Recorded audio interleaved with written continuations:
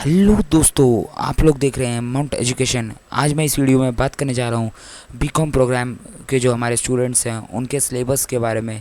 इस वीडियो के अंदर हम सेमेस्टर 1 टू सेमेस्टर 5 के DU SOL के बीकॉम के पूरे सिलेबस को डिटेल में डिस्कस करेंगे और जानेंगे कि आपको कौन सा सेमेस्टर में कौन सा सब्जेक्ट पढ़ना होता है। तो आप जो है इस वीडियो को बिल्कुल स्किप ना करें कहीं से भी, आप पूरी वीडियो को देखें ध्यान से, तभी जाके जो है आपको सारी बातें क्लियर होंगी। अगर आप वीडियो को बीच बीच में से आगे बढ़ा कर देखेंगे तो आपको चीज़ें अच्छे से क्लियर नहीं हो पाएंगी। इसीलिए मैं आपको कह रहा हूँ कि आप वीडियो को पूरा, और ताकि जो है आपको एक एक चीज़ अच्छे से समझ में आए। तो आइए चलिए स्टार्ट करते हैं। उससे पहले अगर आप इस चैनल पर नए हैं तो आप इस चैनल को सब्सक्राइब कर दीजिए, वीडियो को लाइक कर दीजिए और बेल आइकन को प्रेस कर दीजिए। अगर मैं बात करूं बीकॉम प्रोग्राम के सेमेस्टर फर्स्ट के, तो आप लोगों को सेमेस्टर फर्स्ट के अंदर सबसे पहले कोर कोर्सेज पढ़ने हैं। कोर कोर्सेज का मतलब क्या होता है? कोर कोर्सेज का मतलब होता है कोर सब्जेक्ट्स। कोर सब्जेक्ट्स का मतलब होगा कि आपको ये दो पेपर जो हैं कंपलसरी पढ़ने ही पढ़ने हैं। इसमें आपके पास कोई चॉइस नहीं होगी। तो सेमेस्टर फर्स्ट की अगर मैं बात करूँ तो उसमें कोर कोर्सेज यानी कोर सब्जेक्ट के दो पेपर हैं हमारे पास। एक है फाइनेंशियल अकाउंटिंग, दूसरा है business organisation and management. Second number पर आता है हमारा एबिलिटी एनहांसमेंट कंपलसरी कोर्स। इसको हम शॉर्ट फॉर्म में कहते हैं AECC। इस कोर्स में आप लोगों को चॉइस दी गई है, आपको कोई एक सब्जेक्ट को चूज़ करना है। तो आपके सामने चॉइस क्या क्या है? एक है आपके सामने इन्वायरमेंटल साइंस, तो आप चाहें तो इन्वायरमेंटल साइंस को सेलेक्ट कर सकते हैं। और दूसरा आपके सामने ऑप्शन है इसके अंदर कम्युनिकेशन। कम्युनिकेशन के अंदर भी आप लोगों के सामने 4 सब्जेक्ट्स दे रखे हैं: English communication, Hindi communication, Tamil communication और उर्दू कम्युनिकेशन। तो आप जो है या तो इन्वायरमेंटल साइंस को चूज़ कर सकते हैं या फिर कम्युनिकेशन के इन चारों में से किसी एक सब्जेक्ट को चूज़ कर सकते हैं। तो ये तो हो गया आपका AECC के अंदर आप लोगों के सब्जेक्ट। तो तीसरा आपका आता है इंग्लिश और MIL। इन दोनों में से आपको कोई एक सब्जेक्ट चूज़ करना है। MIL का मतलब हो गया मॉडर्न इंडियन लैंग्वेजेस। अब किस तरीके से आपको चूज़ करना है मैं आपको समझा देता हूँ। इंग्लिश की अगर मैं बात करूँ तो यहाँ पर 2 डिवीज़न कर रखे हैं। एक उन स्टूडेंट्स के लिए जिन्होंने क्लास 12th में इंग्लिश पढ़ी थी, यानी क्लास 12th में आपका इंग्लिश सब्जेक्ट था।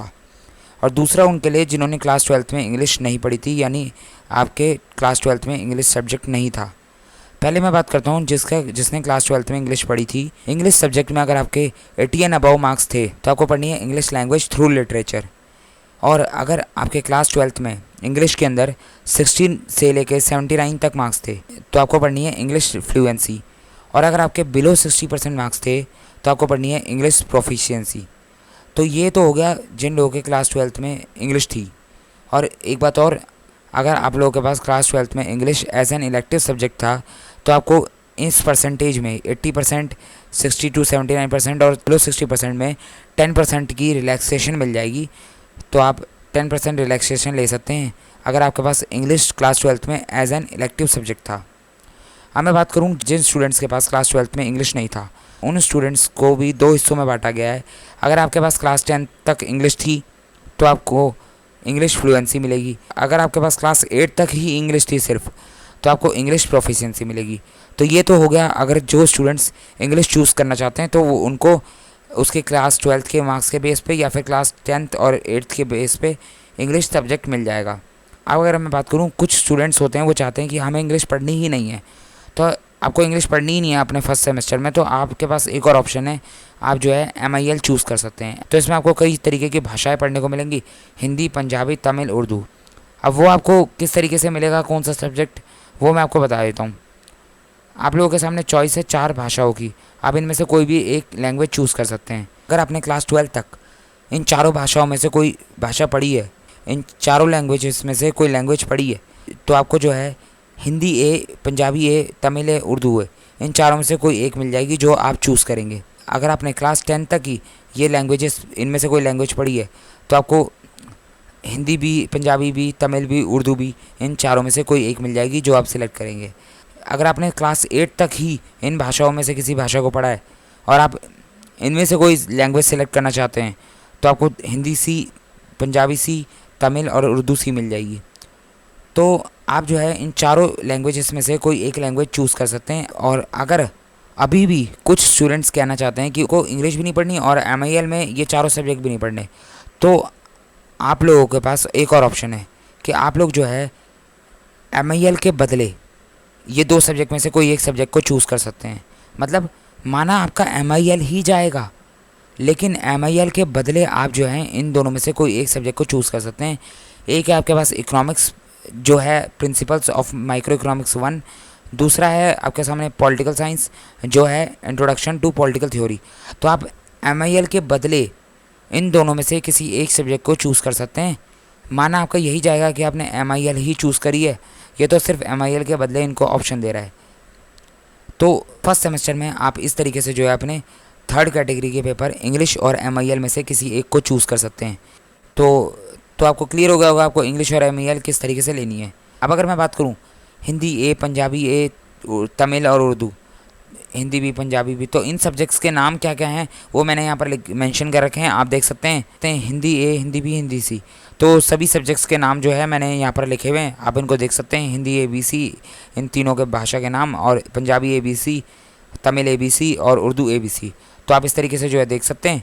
तो अब अगर मैं बात करूँ कि फर्स्ट सेमेस्टर में आपके टोटल पेपर कितने हुए, फर्स्ट सेमेस्टर में 2 आपके कोर्स सब्जेक्ट हो गए और एक आपका एबिलिटी एनहांसमेंट हो गया, 3 हो गए। एक आपका इंग्लिश और MIL में से कोई एक पेपर हो गया, 4 हो गए। तो टोटल आपको फर्स्ट सेमेस्टर में 4 पेपर मिलेंगे पढ़ने के लिए। अब अगर हम बात करें सेमेस्टर सेकंड की, तो सेमेस्टर सेकंड के अंदर जो है आपके सामने वही कहानी है, कोर कोर्सेस यानी कंपलसरी पेपर। तो आपके कोर सब्जेक्ट जो हैं यहाँ पर 2 हैं, एक है आपका बिजनेस लॉ, दूसरा आपका बिजनेस मैथमेटिक्स एंड स्टैटिस्टिक्स। ये आपको पढ़ने ही पढ़ने हैं, इसमें कोई चॉइस नहीं है। सेकंड नंबर पे आता है आपका AECC, इसमें से आपको कोई एक सब्जेक्ट चूज़ करना है। लेकिन यहाँ पर ध्यान से आप देखेंगे क्या लिखा हुआ है, anyone not opt earlier in semester 1, यानी सेमेस्टर 1 में भी AECC सेम ही पेपर था। अगर आपने सेमेस्टर 1 में इन्वायरमेंटल साइंस चूज़ कर लिया तो आपको सेमेस्टर सेकंड में कम्युनिकेशन के कोई इन चारों में से कोई एक सब्जेक्ट चूज़ करने होंगे। और अगर आपने फर्स्ट सेमेस्टर में कम्युनिकेशन के इन चारों में से कोई एक सब्जेक्ट चूज़ करे थे तो सेकंड सेमेस्टर में आपको बाय डिफ़ॉल्ट इन्वायरमेंटल साइंस ही पढ़नी होगी, आपके पास कोई ऑप्शन नहीं है। तो आपको सेमेस्टर 1 और सेमेस्टर सेकंड में इन दोनों सब्जेक्ट को पढ़ना ही होगा। बस चॉइस यही थी कि आप पहले कौन सा पढ़ते हैं, आप सेमेस्टर फर्स्ट में इन्वायरमेंटल पढ़ते हैं या सेमेस्टर सेकंड में इन्वायरमेंटल पढ़ते हैं, बस आपके पास चॉइस इतनी ही थी। तो AECC हो गया आपका सेकंड पेपर। तीसरी बात करते हैं इंग्लिश और MIL, इसमें क्या हिसाब है, anyone not opt earlier in semester first, यानी इंग्लिश और MIL में भी आपके पास वही पेपर हैं जो आपको फर्स्ट सेमेस्टर में मिले थे। तो इसके लिए भी आपको रेफ़र करना है अबाउट सेमेस्टर फर्स्ट। अब सेकेंड सेमेस्टर में इंग्लिश और MIL किस तरीके से मिलेगा वो मैं आपको समझा देता हूँ। हम चलेंगे वापस फर्स्ट सेमेस्टर के सब्जेक्ट पे। यहाँ पर इंग्लिश और MIL की बात करें, अगर आपने फर्स्ट सेमेस्टर में इंग्लिश चूज़ करी थी, अब आपको इंग्लिश में कौन सा सब्जेक्ट मिला था वो आपके परसेंटेज और मार्क्स के बेस पे है, तो वो मैंने आपको फर्स्ट सेमेस्टर के जब समझा रहा था तब आपको मैंने सब डिटेल में समझा दिया है, आप देख सकते हैं। अगर आपने वीडियो स्किप करी है बैक करके देखिए वीडियो को पीछे से, तो आपको क्लियर हो जाएगा। मैंने डिटेल में समझा रखा है किस तरीके से आपको इंग्लिश MIL में से ऑप्शन मिलेगा और किस तरीके से आपको जो है कितने परसेंटेज में आपको कौन सा सब्जेक्ट मिलेगा। मैंने पूरे चार्ट को अच्छे से डिटेल में एक्सप्लेन कर रखा है।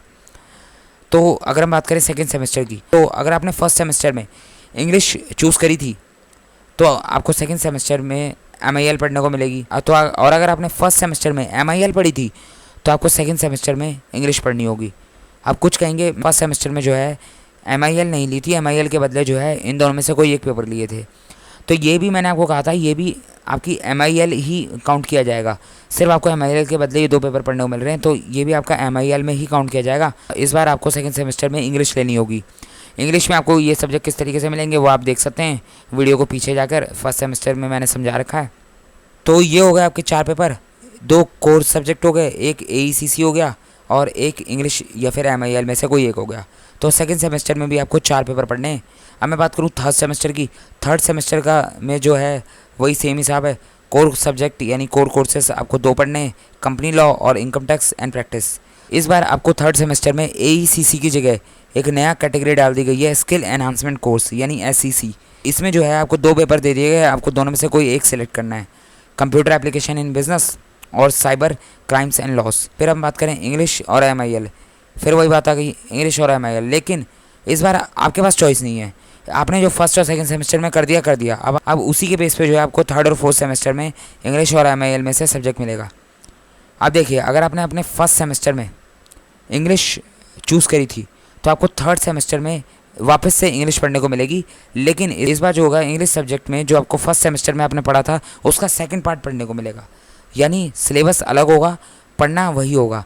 यानी आपने फर्स्ट सेमेस्टर में इंग्लिश ली थी तो आपको सेकंड सेमेस्टर में इंग्लिश मिलेगी। फ़र्क सिर्फ इतना ही है कि यहाँ पर सब्जेक्ट के नाम के आगे सेकंड लग गया है, यानी English language through literature second, English fluency second, English proficiency second. तो आपको मिलेगी इंग्लिश ही, लेकिन इस बार सिलेबस आपका दूसरा होगा। तो फर्स्ट सेमेस्टर में आपने अगर इंग्लिश पढ़ी थी तो आपको थर्ड सेमेस्टर में भी इंग्लिश ही पढ़नी है, और अगर आपने फर्स्ट सेमेस्टर में MIL पढ़ी थी तो आपको थर्ड सेमेस्टर में भी MIL ही मिलेगी। आपके पास कोई चॉइस नहीं है। MIL में यही 4 लैंग्वेजेस पढ़नी है और आपको वही लैंग्वेज मिलेगी जो आपको ने फर्स्ट सेमेस्टर में चूज़ करी थी, लेकिन सिलेबस इसका भी अलग ही होगा। इसमें जो लैंग्वेज पेपर के नाम है वो मैंने लिखे हुए हैं, हिंदी ABC, तो इनका सिलेबस जो आपको फर्स्ट सेमेस्टर से अलग मिलेगा। और अगर कुछ स्टूडेंट्स ने फर्स्ट सेमेस्टर में MIL की जगह ये 2 सब्जेक्ट चूज़ करे थे, यानी इकोनॉमिक्स चूज़ करी थी या पॉलिटिकल साइंस चूज़ करी थी, तो आपको इस बार भी इकोनॉमिक्स और पॉलिटिकल साइंस में से जो आपने फर्स्ट सेमेस्टर में चूज़ करी थी उनमें से कोई एक मिलेगा। फ़र्क इतना ही है, आपने इकोनॉमिक्स चूज़ करी थी तो पिछली बार आपने माइक्रो इकोनॉमिक्स पढ़ी थी फर्स्ट सेमेस्टर में, इस बार आपको मैक्रो इकोनॉमिक्स पढ़नी है। और यहाँ पर पिछली बार आपने इंट्रोडक्शन ऑफ पॉलिटिकल थ्योरी पढ़ी थी, इस बार आपको जो है पॉलिटिक्स ऑफ ग्लोबलाइजेशन पढ़नी है। तो आपने जो फर्स्ट सेमेस्टर में सब्जेक्ट चूज़ करे थे वही सब्जेक्ट आपको थर्ड सेमेस्टर में मिलेंगे इंग्लिश और MIL में। अब अगर मैं बात करूँ कि आपको इस बार कितने पेपर पढ़ने को मिलेंगे, तो आपके 2 हो गए कोर सब्जेक्ट, और एक हो गया आपका SEC का पेपर, और एक हो गया आपका इंग्लिश और MIL में से एक पेपर। तो आपको टोटल 4 पेपर पढ़ने को मिलेंगे सेमेस्टर थर्ड के अंदर। तो अब हम बात करते हैं सेमेस्टर फोर्थ की। अगर मैं सेमेस्टर फोर्थ की बात करूँ तो कहानी वही है, 2 कोर सब्जेक्ट मिलेंगे आपको। एक है आपके पास कॉर्पोरेट अकाउंटिंग और दूसरा है कॉस्ट अकाउंटिंग। तो ये 2 आपके कंपलसरी सब्जेक्ट हो गए। फिर आपको पढ़ने का मिलेगा SEC यानी स्किल एनहांसमेंट कोर्स। इसमें आपको 2 पेपर मिल रहे हैं, आपको दोनों में से कोई एक सिलेक्ट करना है, ई-कॉमर्स और पर्सनल टैक्स प्लानिंग। और फिर अगर बात करें इंग्लिश और MIL की, तो इंग्लिश और MIL सेम कहानी है जैसे सेमेस्टर थर्ड में हुई थी, बस फ़र्क इतना है कि आपको थर्ड सेमेस्टर में वही सब्जेक्ट मिला था जो आपने फर्स्ट सेमेस्टर में चूज़ किया था। अब आपको फोर्थ सेमेस्टर में वही सब्जेक्ट मिलेगा जो आपके पास सेकंड सेमेस्टर में था। यानी अगर आपके पास सेकंड सेमेस्टर में इंग्लिश था तो आपको फोर्थ सेमेस्टर में भी इंग्लिश ही मिलेगा, लेकिन इंग्लिश पार्ट 2 मिलेगा, यानी सिलेबस में चेंजेस हो जाएंगे। और अगर आपके पास सेकंड सेमेस्टर के अंदर MIL था, इन 4 में से कोई लैंग्वेज था, तो आपको जो है फोर्थ सेमेस्टर में भी इन 4 में से कोई लैंग्वेज पेपर ही मिलेगा। सिर्फ फ़र्क इतना है उसका भी सिलेबस चेंज हो गया, और सब्जेक्ट का नाम जो है मैंने यहाँ पर लिख कर दे रखा है कि फोर्थ सेमेस्टर में आपको कौन सा सब्जेक्ट मिलेगा, आप देख सकते हैं यहाँ से। और अगर मैं बात करूँ कुछ स्टूडेंट्स के पास जो है सेकंड सेमेस्टर के अंदर इकोनॉमिक्स और पॉलिटिकल साइंस था, तो उन स्टूडेंट्स को इस बार भी इकोनॉमिक्स और पॉलिटिकल साइंस में से एक मिलेगा फोर्थ सेमेस्टर में। फ़र्क इतना होगा, पिछली बार आपने माइक्रो इकोनॉमिक्स पढ़ी थी, इस बार आप मैक्रो इकोनॉमिक्स पढ़ेंगे। जो स्टूडेंट्स ने पॉलिटिकल साइंस ली थी उनके लिए पिछली बार उन्होंने इंट्रोडक्शन ऑफ पॉलिटिकल थ्योरी पढ़ी थी, इस बार जो है पॉलिटिक्स ऑफ ग्लोबलाइजेशन पढ़ेंगे। बस यही फ़र्क है। तो हुआ क्या, फर्स्ट सेमेस्टर में जो आपने सब्जेक्ट चूज़ करे थे वो आपको थर्ड सेमेस्टर में दोबारा पढ़ने को मिले, सिर्फ आपका सब्जेक्ट चेंज हो गया और पार्ट 2 के नाम से मिले। और जो आपने सेकंड सेमेस्टर में सब्जेक्ट पढ़े थे वो आपको फोर्थ सेमेस्टर में देखने को मिले, सिर्फ फ़र्क यही होगा कि वो भी आपको पार्ट 2 के नाम से मिले। तो टोटल आपके फोर्थ सेमेस्टर में कितने पेपर हो गए, 2 आपके कोर सब्जेक्ट हो गए, एक आपका SEC हो गया और एक जो है आपका इंग्लिश और MIL हो गया, टोटल 4 पेपर हो गए। अब मैं बात करूँ फिफ्थ सेमेस्टर की। फिफ्थ सेमेस्टर का फंडा बिल्कुल आसान है। इसमें क्या हिसाब किताब है, इसमें डाल दिया गया है सबसे पहले डिसिप्लिन स्पेसिफिक इलेक्टिव यानी DSE। इसमें क्या है, आपके DSE को 2 हिस्सों में डिवाइड कर रखा है, एक है DSE 1, दूसरा है DSE 2। DSE 1 में आपके सामने 2 पेपर दे दिए, ह्यूमन रिसोर्स मैनेजमेंट और प्रिंसिपल ऑफ मार्केटिंग। आपको DSE 1 के लिए इन दोनों में से कोई एक सब्जेक्ट सेलेक्ट करना है। और फिर आपके बात करते हैं DSE 2 की। DSE 2 में भी आपके सामने 2 सब्जेक्ट दे दिए, फंडामेंटल ऑफ फाइनेंशियल मैनेजमेंट और दूसरा है इंडस्ट्रियल लॉस। तो आपको DSE 2 के लिए भी इन दोनों में से कोई एक सब्जेक्ट सेलेक्ट करना है। तो आपके पास सामने DSE के 2 पेपर तैयार हो गए, एक आपका DSE 1, एक आपका DSE 2। अब अगर बात करते हैं स्किल एनहांसमेंट कोर्स यानी SEC के अंदर आपको 2 पेपर की चॉइस दे रखी है, आपको दोनों में से कोई एक सेलेक्ट करना है, एंटरप्रेन्योरशिप डेवलपमेंट और पर्सनल फाइनेंस। और अगर बात करूँ तीसरे कैटेगरी की, तो यहाँ पर दे रखा है जेनरिक इलेक्टिव यानी GE। जेनरिक इलेक्टिव में आपके सामने 4 ऑप्शन है, आपको 4 ऑप्शन में से कोई एक सब्जेक्ट को सिलेक्ट करना है। पहला है आपके सामने ह्यूमन रिसोर्स मैनेजमेंट यानी HRM, दूसरा है आपके सामने बेसिक्स ऑफ अकाउंटिंग, तीसरा है आपके सामने फंडामेंटल्स ऑफ मार्केटिंग और फोर्थ है बिजनेस एथिक्स एंड सस्टेनेबिलिटी। तो आपके सामने ये 4 ऑप्शन है, आपको इन चारों में से कोई एक सिलेक्ट करना है अपने जेनरिक इलेक्टिव के लिए। तो कुल मिलाकर आपको जो है फिफ्थ सेमेस्टर में एक आपका पेपर हो गया DSE 1, दूसरा हो गया आपके पास DSE 2, तीसरा हो गया आपके सामने SEC और चौथा हो गया आपके सामने जेनरिक इलेक्टिव का। तो टोटल आपको 4 पेपर पढ़ने हैं अपने सेमेस्टर फिफ्थ के अंदर। सेमेस्टर 6 का सिलेबस जो है अभी डिस्कस नहीं किया हुआ है, क्योंकि SOL ने जो है सेमेस्टर 6 का क्या सिलेबस होगा वो अभी बताया नहीं है। तो जैसे ही SOL जो है सेमेस्टर 6 का सिलेबस रिलीज़ करेगा आपको जो है इन्फॉर्म कर दिया जाएगा। जल्दी जो है मैं आपको एक वीडियो लेकर आऊँगा जिसमें जो है मैं इन सभी सब्जेक्ट के जो है रिकमेंडेड बुक्स के बारे में भी आपको इन्फॉर्म बताऊँगा और आपको किस तरीके से पढ़ाई करनी है, आपकी उसकी स्ट्रैटेजी के बारे में भी आपको समझाया जाएगा। और इन सब्जेक्ट्स की क्लासेस भी जल्दी जो है इसी चैनल पे स्टार्ट करी जाएंगी। और अगर आपको कोई डाउट है तो आप कमेंट सेक्शन में कमेंट करके पूछ सकते हैं। तो आपको वीडियो कैसी लगी आप कमेंट सेक्शन में अपना फीडबैक जरूर दीजिए।